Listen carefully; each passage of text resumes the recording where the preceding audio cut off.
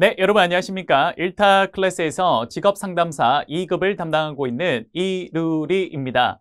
여러분들 우선 이렇게 만나 뵙게 되어서 정말 반갑습니다. 오늘 여러분들과 우리 함께 봐야 될 내용은요. 바로 직업상담사 2급이라는 자격증의 자격 내용과 여러 가지 정보들을 여러분들과 살펴볼까 합니다. 즉, 오리엔테이션 시간이라고 생각하시면 될 것 같아요. 자, 그럼 본격적으로 한번 들어가 보도록 하죠. 여러분들, 저라는 사람은 이런 길을 좀 걸어왔습니다. 우리 서로를 알아가는 거는요, 본 강의에서 좀 더 여러분들과 함께 천천히 알아가도록 하고요. 바로 본론으로 한번 들어가 볼게요. 우선 자격 정보는요, 시행처는 한국산업인력공단에서 진행을 하고 있고요. 관련 학과로서 가장 큰 학과가 바로 이 심리학과와 교육심리학과가 될 것 같고요. 기타 경영경제학과와 법정계열 역시도 관련된 학과라고 볼 수 있습니다. 우리 자격 정보의 시험들은 어떤 과목들을 보고 있는가 한번 볼 건데요. 우리 직업상담사 2급은요, 여러분도 잘 아시겠지만 두 단계로 이루어져 있습니다. 첫 번째, 우선 필기 시험이 있고요. 두 번째는 실기 시험으로 이렇게 구성이 되어 있습니다. 당연히 상담학이다 보니까 여러분들 실기가 아주 중요한 파트가 돼요. 하지만 여러분들 우리가 상담을 하기에 앞서 실전에 앞서 항상 뭘 해야 됩니까? 여러 가지 이론적인 것들도 역시 공부가 되어 있어야겠죠. 그래서 우리는 필기를 1단계로 공부하고 실기를 2단계로 공부한다라고 생각하시면 되겠습니다. 자, 그러면 필기는 어떤 시험을 보냐면요. 첫 번째, 당연히 우리가 상담이다 보니까 직업상담학이라는 걸 공부하게 될 거고요. 두 번째는 내담자의 어떤 우리가 상담을 진행할 때는 그 사람의 내면적인 부분들을 좀 체크를 해야 됩니다. 그래서 우리는 두 번째, 심리학 부분을 공부를 해야 될 거예요. 됐어요? 그 다음 마지막 세 번째는요. 그 내담자와 함께 여러 가지 상담을 하려면 우리도 직업에 대한 지식들이 좀 많이 있어야 되고 여러 가지 정보들이 있어야 되잖아요. 그렇죠? 그래서 우리는 세 번째 직업정보론을 공부하게 됩니다. 이렇게 해서 이 세 가지 과목이 어찌 보면 직업 우리 상담사에서 가장 좀 중요한 메인 과목이라고 생각을 하시면 될 것 같아요. 자, 그러면 나머지 두 과목은 뭐냐? 이 두 과목은 우리가 상담학이라는 공부를 할 때요. 어찌 보면 좀 큰 틀에서 어떤 배경 혹은 전제가 되는 과목이라고 생각하시면 되는데 그게 바로 어쨌든 노동시장이 어떻게 구성되어 있고 흘러가는지를 알아야 돼요. 우리가 아무리 직업을 제안을 하려고 해도 시장이 정말 일자리가 어느 정도 있는지를 파악을 해야 되잖아요. 그렇죠? 그래서 노동시장론을 네 번째로 공부하고 마지막으로 우리는 법에 대해서 공부를 하게 될 겁니다. 그래서 노동관계법규로 이렇게 공부를 할 거예요. 자, 이렇게 해서 우리가 필기시험을 당연히 합격을 할 거고요. 이렇게 해서 합격을 하고 나면 두 번째로 우리는 실기에 들어가는데 그 실기가 직업상담 실무로 들어가게 될 겁니다. 당연히 실무가 들어가겠죠. 맞습니까? 오케이. 자, 이렇게 해서 우리 자격 정보를 좀 봤다면요. 구체적으로 어떤 출제 과목이 내용들이 있는지 한번 보면요. 직업상담학이라는 건요. 당연히 상담학의 개념과 여러 가지 기법들을 공부하게 될 거고요. 심리학에서는 직무분석과 그 사람들의 심리검사 이런 내용들을 중점적으로 공부하게 될 겁니다. 그리고 세 번째, 직업정보론에서는요. 직업정보에 관련된 여러 가지 우리 어떤 지식과 어떤 정보를 제공하는 그런 과목이라고 보시면 되겠네요. 자, 이렇게 세 과목을 공부하고 나면 어찌 보면 우리 직업상담학의 배경에 해당되는 게 그게 노동시장론과 법규가 될 텐데요. 노동시장론에서는 가장 중요한 건 노동시장의 이해가 될 겁니다. 흔히 말하는 수요와 공급의 원리. 아이고 머리 아파라. 아니죠. 얼마든지 할 수 있습니다. 저와 함께하면 수요와 공급 원리도 아주 쉽게 정복할 수 있을 거예요. 그리고 마지막으로 법규에서는요. 그렇죠. 우리 개별 근로관계법규와 고용 관련 법규 이런 것들을 세부적으로 공부할 겁니다. 오케이. 자, 실기는요, 아무래도 실무지 않습니까? 그러니까 이제 실무에서 첫 번째, 내담자가 왔을 때 그들의 심리 검사 파트와 그리고 이제 심리 검사 파트를 통해서 우리는 그 사람과 상담을 해야 되니까 마지막 상담, 이렇게 해서 구체적으로 공부를 좀 하게 될 거예요. 오케이. 자, 여러분 자주 출제되는 영역은요. 아무래도 필기시험은 우리가 5과목에서 100문제가 나옵니다. 그러다 보니까 과목별 20문제가 나오니까 어찌 보면 문제가 굉장히 공평하게 딱 나오고 있죠. 그러니까 여기에서 어떤 과목도 사실은 버릴 건 없습니다. 그렇죠? 그 다음 실기 역시도 우리가 심리검사 파트와 이 취업상담이 역시나 우리가 아주 중요한 파트로 다루게 될 거니까 사실 우리는 버릴 건 없습니다. 우리 저랑 함께 대신 엑기스만 쫙쫙 뽑아서 그렇게 공부를 공부를 하시면 될 것 같아요. 필기시험은 우리가 우선 선택형으로 나오게 될 거고요. 그 다음에 실기시험은 필답형으로 출제가 될 겁니다. 필답형이라는 건 여러분 어려운 게 아니고요. 그냥 가볍게 주관식 약수령 정도라고 생각하시면 될 거예요. 오케이. 자, 그럼 여러분들 우리 백문이 불여일견이라 이런 말이 있지 않습니까? 그렇죠? 그러면 우리 정말 직업 상담이 어떻게 시험 문제가 나오는지를 우선 필기 파트와 그 다음 실기 파트로 나누어서 각각 두 문제씩 한번 살펴보겠습니다. 첫 번째, 필기 파트.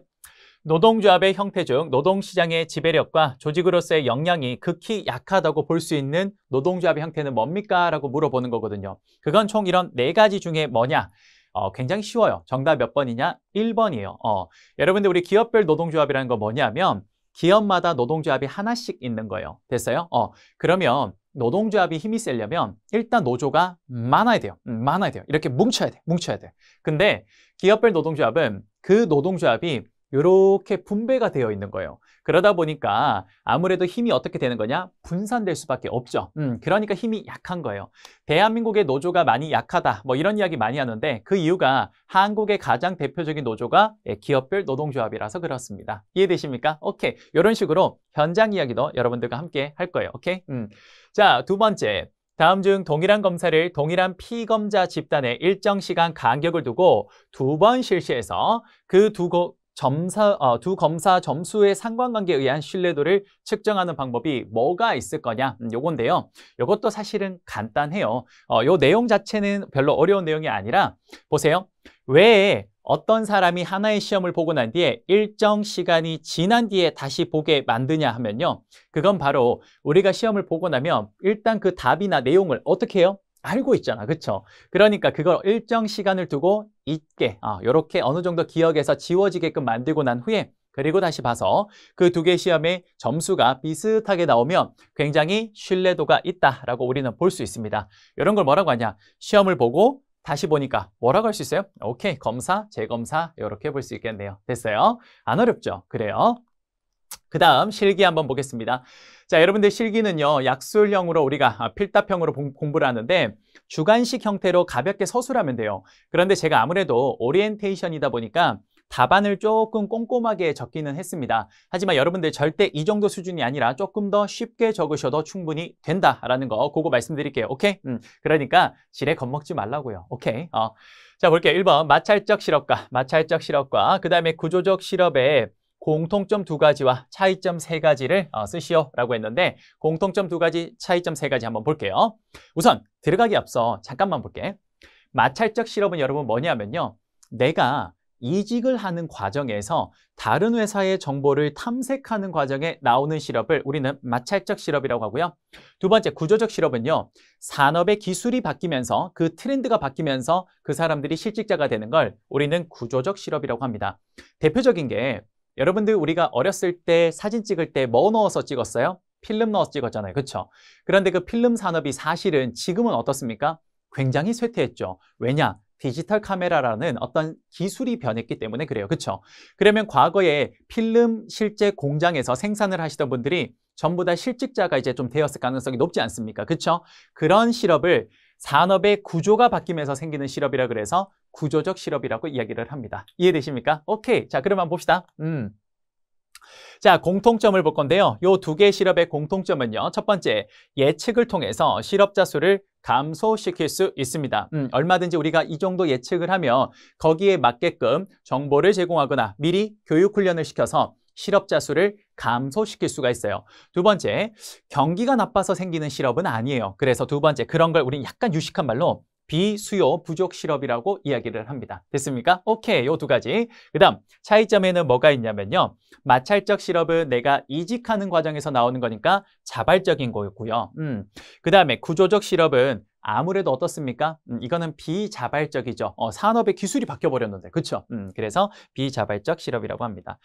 그 다음 마찰적 실업은 내가 탐색을 하는 과정에서 이직을 하는 이 과정에서 일시적으로 발생하는 거라서 일시적이라고 하지만 구조적 실업은 여기에 비해서는 일반적으로 좀 장기적 실업이라고 이야기를 해요. 됐어요?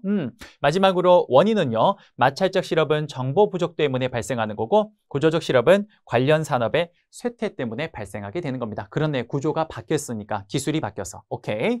이렇게 쓰시면 되는 거예요. 물론 제가 조금 요 위쪽에는 실업의 정의까지 적긴 했습니다만 뭐 궁극적으로는 이렇게 2개 정도만 깔끔하게 적어주셔도 좋을 것 같습니다. 됐어요?